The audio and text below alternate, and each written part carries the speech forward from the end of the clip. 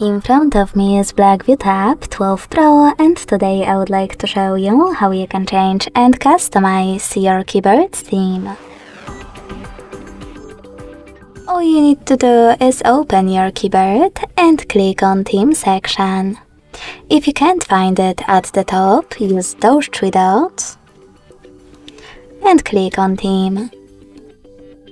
Now you can scroll down and click on Show More at the bottom right corners. Click on the best theme for you. Manage key borders thanks to this switcher and select Apply. As you can see, after that, theme of mine has changed. But you can always customize it by accessing exactly the same settings, and this time tapping on this plus icon under My Themes.